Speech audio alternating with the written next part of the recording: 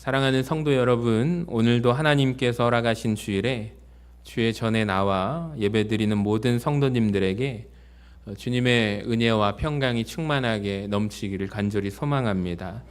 오늘 우리가 읽었던 본문 말씀은 누가복음 16장 19절에서 사실 31절까지의 말씀인데요. 너무나 유명한 말씀이죠. 어떻게 보면 주일학교 때부터 들어서 아시는 말씀입니다. 흔히 이 본문을 이렇게 말합니다. 부자와 나사로의 비유라고 부르는 말씀입니다. 이 말씀을 읽을 때마다 우리에게 한 가지 질문이 생기게 됩니다.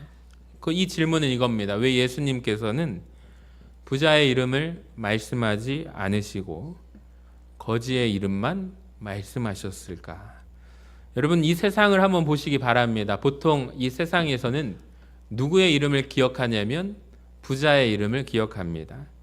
성공한 사람들의 이름을 기억합니다.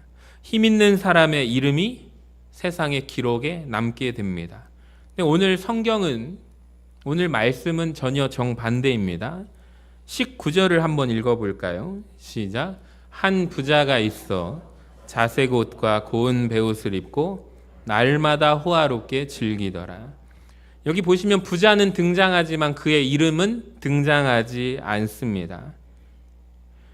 그런데 20절을 한번 보세요. 또 읽어볼까요? 시작. 그런데 나사로라 이름하는 한 거지가 헌데투성이로 그의 대문 앞에 버려진 채.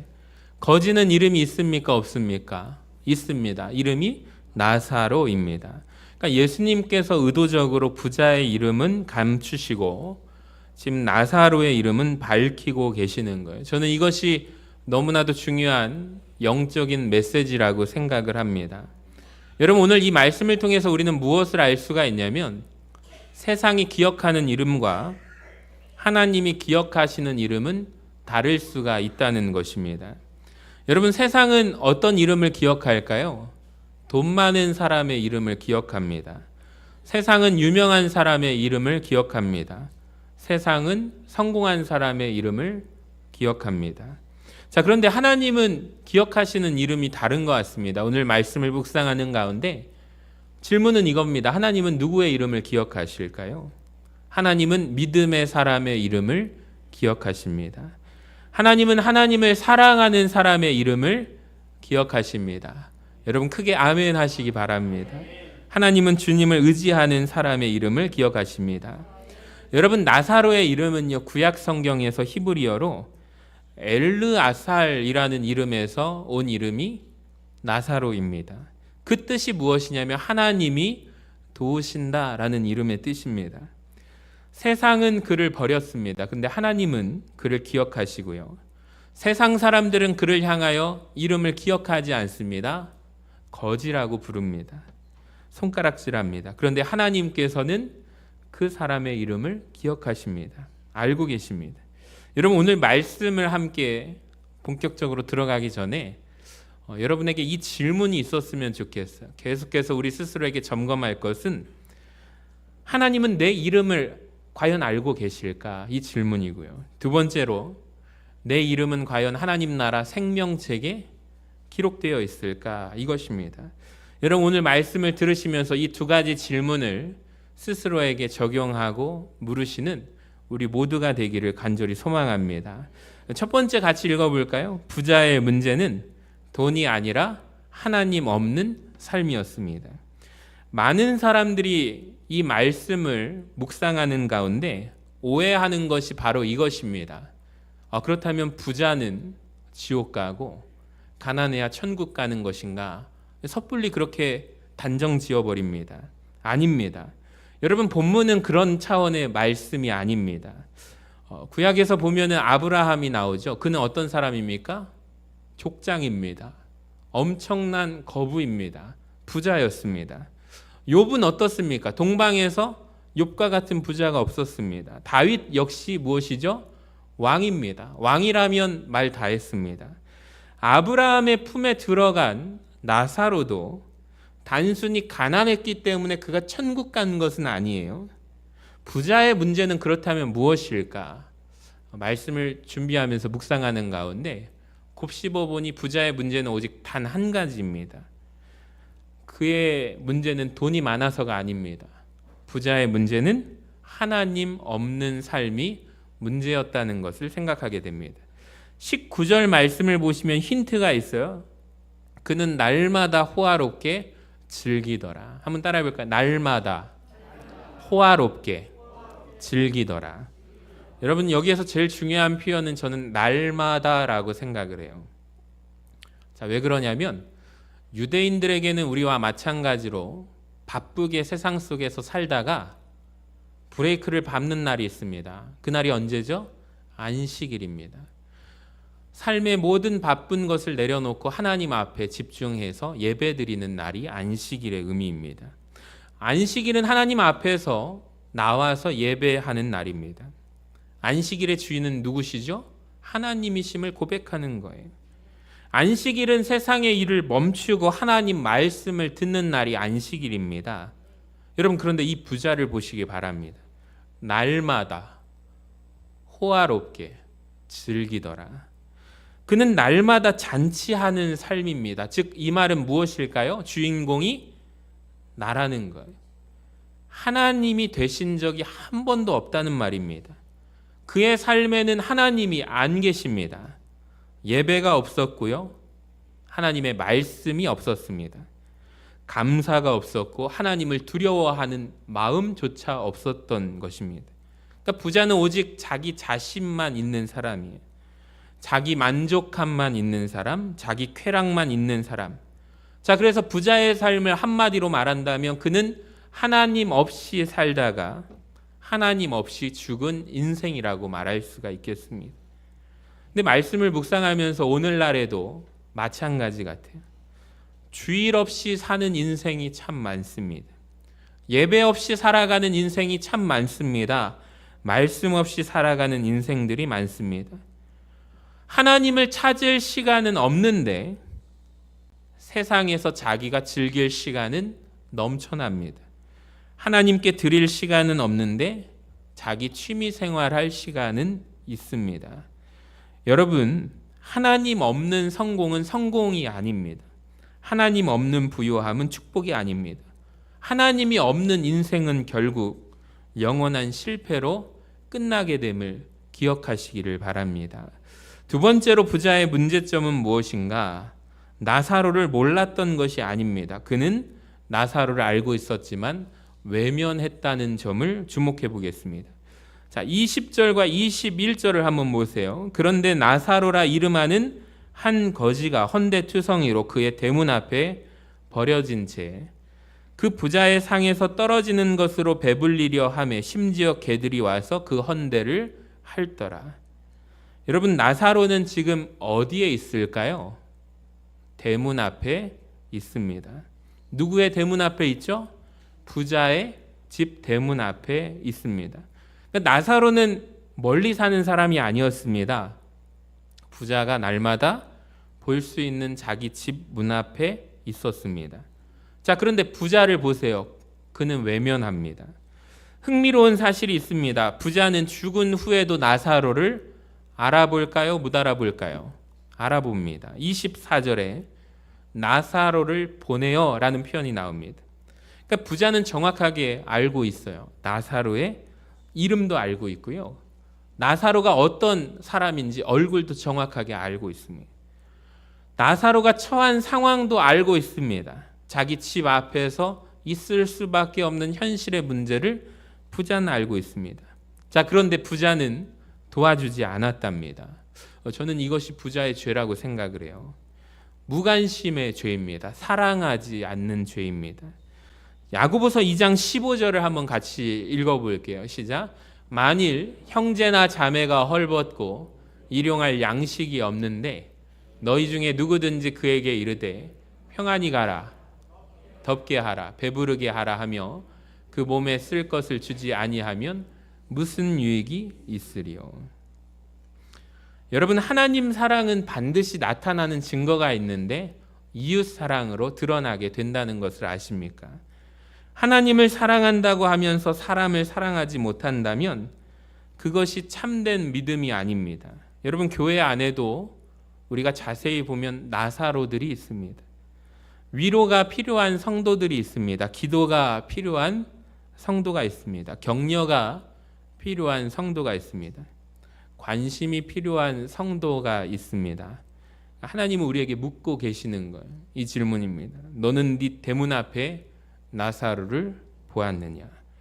너는 네 곁에 있는 영혼들을 사랑하였느냐?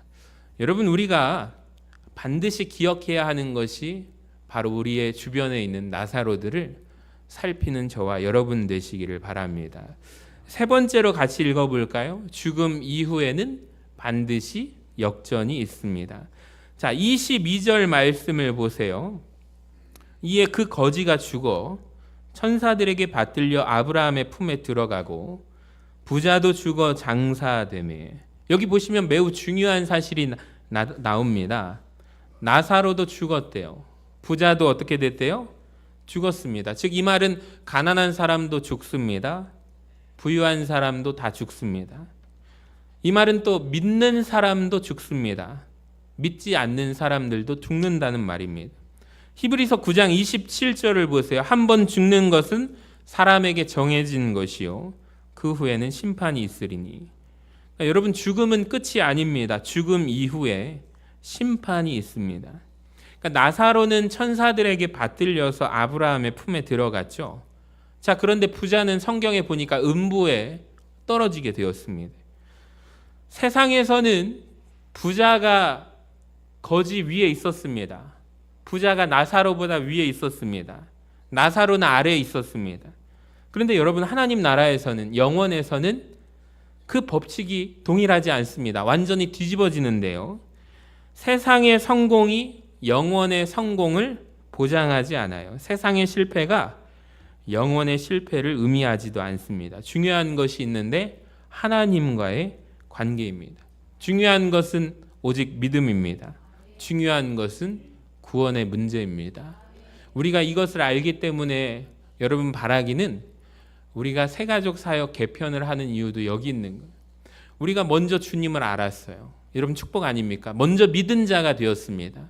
왜 우리만 봉사하고 헌신해야 합니까? 이런 불만도 있을 수 있겠지만 오직 저는 단 하나, 구원과 복음의 기쁨을 전하는 것이 우리의 사명이기 때문입니다. 여러분, 크게 아멘 하시기 바랍니다.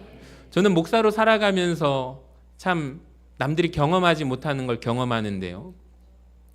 장례식 예배 가운데 하나님의 복음, 하나님 나라에 대해서 선포합니다. 그걸 전하지 않는다면 목사가 아니죠. 천국이 있음을, 하나님의 말씀을 통하여 말씀을 전하고, 또 돌잔치가 있으면 넥타이를 바꿔매고 또 예배에 참여를 합니다. 그리고 또 천국 환송 예배를 드리고 부활 대망 예배까지 갈 때 늘 가는 곳이 승화원입니다. 그리고 선산에 가서 매장할 때 예배를 제가 주관을 합니다. 그때 느끼는 것이 무엇인가? 이 세상에서 빈부의 차이는 있을지 몰라도 우리의 인생은 빈손으로 왔다가 빈손으로 가는 인생이다. 근데 저는 단 한 가지만 가지고 가요. 뭘까요? 여러분이 좋아하는 집 못 들고 갑니다. 자동차 못 들고 갑니다. 좋은 옷 못 입고 갑니다. 결국에 단 한 가지, 믿음 가지고 갑니다. 할렐루야. 여러분, 그게 놀라운 인생의 신비예요. 근데 사람은요, 진짜 젊을 때, 잘 나갈 때 마치 내가 영원히 살 것처럼 살아가는 것이 인간이거든요. 근데 저는 죽음 앞에서 복음을 전하면서 느끼는 것이 오직 단 한 가지. 빈손으로 왔다가 빈손으로 가는 인생 가운데 우리에게 믿음과 구원의 문제는 이렇게 중요하구나. 알기 때문에 우리가 교회 안에서 섬기고 봉사하는 거죠. 그리고 나중에 온 하나님 나라, 한 천국 잔치에서 복음 잔치가 열릴 것을 알기 때문에 우리가 그들에게 섬기고 인도하는 자의 사명을 우리가 감당하는 것입니다. 여러분, 이것이 바로 교회 안의 나사로들을 살피는 것입니다. 어떤 분은 교회 다니면서 예수 믿고 나 잘 되고, 나 건강하고, 내 자녀 잘 되는 것, 우리 가족 잘 먹고 잘 사는 것이 그분들의 어떤 목적일 수도 있습니다.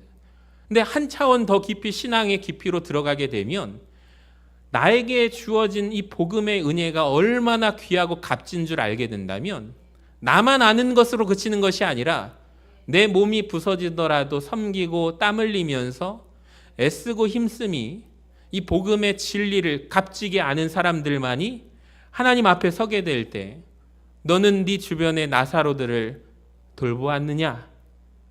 하나님께서 묻게 되시는 그날 하나님 충성되이 내가 그 사명 복음의 귀한 진주 같은 값진 가치를 알기 때문에 하나님 저는 부족하지만 애쓰고 힘쓰고 왔습니다. 여러분 칭찬받는 주의 종들이 되어주시기를 주님의 이름으로 간절히 축원합니다. 여러분의 신앙의 깊이가 깊어져서 복음의 가치가 귀하게 여길 줄 아는 우리 모든 성도님들 되시기를 소망합니다. 따라합시다. 중요한 것은 믿음입니다. 다시 한번 중요한 것은 구원입니다. 할렐루야. 여러분 모두가 고백하기를 원합니다. 네 번째는 말씀을 묵상하면서 죽음 이후에는 더 이상 기회가 없다는 것입니다. 26절을 보세요. 놀랍게도 성경에 기록되어 있는 말씀 가운데 우리가 주목할 것은 그뿐 아니라 너와 우리 사이에 큰 구렁텅이가 놓여 있다는 것입니다. 여러분 살아 있을 때는 기회가 있어요. 회개할 기회가 있습니다. 돌아설 기회가 있습니다. 구원받을 기회가 있었습니다. 그런데 여러분 죽음 이후에는 없다는 것입니다. 큰 구렁텅이가 놓여 있대요. 건널 수가 없습니다. 돌이킬 수 없습니다. 후회할 수는 있지만 바꿀 수는 없습니다. 눈물 흘릴 수는 있지만 다시 시작할 수는 없는 것입니다. 그래서 지금이 중요해요. 여러분 오늘이 중요합니다. 오늘 이 예배드리는 이 시간이 너무나도 귀함을 중요함을 기억하시기를 바랍니다. 지금 하나님 말씀 듣는 이 시간이 너무 중요합니다. 오늘이 은혜 받을 날입니다. 오늘이 구원의 날입니다. 마지막으로 저는 다섯 번째 사람을 살리는 것은 기적이 아니라 말씀입니다.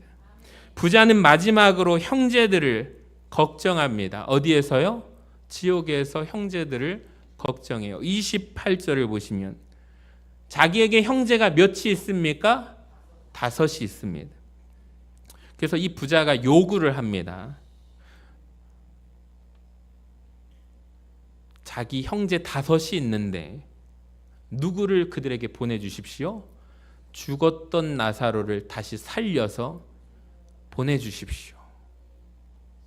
요청을 하죠. 자, 그러면은 자기 형제들이 회개할 것이라고 돌이킬 것이라고. 자기처럼 이렇게 살다가 날마다 호화롭게 사는 인생, 하나님 없는 인생 살다가 이곳에 오지 않도록 죽었던 나사로를 살려서 그들에게 보여주십시오. 요청을 해요. 자, 그때 아브라함이 하는 말씀을 기억하시기 바랍니다. 29절에 노란 글씨만 읽어봐요. 그들에게 모세와 선지자들이 있으니 그들에게 들을지니라. 31절 모세와 선지자들에게 듣지 아니하면 비록 죽은 자 가운데서 살아나는 자가 있을지라도 권함을 받지 아니하리라. 여러분 놀라운 말씀이거든요. 은혜보다 기적보다 말씀이 강합니다. 체험보다 말씀이 강하고 환상보다 말씀이 강합니다. 아까 전에 우리 찬양할 때 마지막에 말씀 앞에서 찬양했잖아요. 하나님은 말씀으로 사람을 구원하십니다. 로마서 10장 17절을 한번 같이 읽어볼까요? 시작. 그러므로 믿음은 들음에서 나며 들음은 그리스도의 말씀으로 말미암았느니라. 아멘. 여러분 그래서 사탄은요 우리에게 하는 영적인 방해가 있어요. 공격이 있습니다. 말씀을 듣지 못하게 만드는 것입니다. 여러분의 마음속에 예배를 가볍게 만드는 것입니다. 설교 시간을 소홀하게 여기는 것입니다. 말씀을 멀리하게 만드는 것이 사단의 공격입니다. 여러분 말씀을 사랑하시기를 바랍니다. 예배를 사모하시기를 바랍니다. 설교를 귀하게 들으시기를 바랍니다. 그러니까 말씀을 붙들어야 할 이유가 여기에 있는 거예요. 말씀 안에 생명이 있기 때문입니다. 말씀 속에 구원이 있습니다. 말씀 속에 영생이 있습니다. 사랑하는 전주 서신교회 성도 여러분, 오늘 이 본문은 우리에게 오직 단 한 가지 질문을 던지는 거예요. 하나님은 과연 내 이름을 알고 계실까? 이 질문입니다. 세상에서는 부자의 이름을 기억합니다. 하나님은 그런데 부자의 이름은 기억하지 않으시고 나사로의 이름만 기억하십니다. 세상은 명예를 봅니다. 세상은 재산을 봅니다. 세상은 성공을 봅니다. 그런데 하나님은 딱 하나를 보십니다. 우리의 믿음을 보십니다. 하나님은 하나님을 사랑하는 자의 마음을 보십니다. 이웃을 사랑하는 삶을 보십니다. 여러분, 언젠가 우리 모두는 하나님 앞에, 심판대 앞에 서게 될 건데요. 그때 주님께서 우리를 보고 이런 말씀을 하셨으면 참 좋겠어요. 오늘 말씀을 준비하면서 혹시 이 말씀 어려서부터 주일학교에서 귀에 못이 박히도록 들었기 때문에 인형극으로도 들었죠. 보았죠. 내가 잘 아는 말씀입니다. 그런데 알고 있다라는 교만함을 내려놓으시기를 바랍니다. 이 말씀이 나에게 적용되어질 때 얼마나 무섭습니까? 여러분, 이 말씀을 내가 실천하고 있습니까? 나는 과연 내 주변의 나사로들을 살피고 있습니까? 내 안위만을 살피며 내 자녀들 복받기를 바라며 교회에 다니고 있습니까? 예수님을 이용하고 있지는 않습니까? 이렇게 살다가 하나님 나라 심판대 앞에 주님 앞에 서는 날, 나는 주님을 아는데 그분은 나를 보시면서 넌 누구니? 라고 묻는다면 얼마나 큰 비극입니까? 그 절절한 마음이 말씀을 준비하면서 있었어요. 그러면서 소망이 생겼어요. 하나님, 오늘 이 말씀을 통하여 우리 전주 서신교회 모두가 한 사람도 저와 여러분 모두가 낙오하지 않고 이 신앙의 길, 믿음의 길을 끝까지 달려가서 주님 나라, 하늘나라 생명책에 우리의 이름이 기록되는 역사가 있기를 주님의 이름으로 간절히 축원합니다. 내가 너의 이름을 안다. 덧붙여서 주님께서 여러분을 보시고 착하고 충성된 종아, 네가 적은 일에 충성하였음에 내가 많은 것을 내게 맡기리니 내 주인의 즐거움에 참여할지어다. 사랑하는 여러분, 그날 우리 모두가 하나님의 품 안에서 영원한 위로와 안식을 누리는 복된 성도님들 되어주시기를 주님의 이름으로 간절히 축원합니다.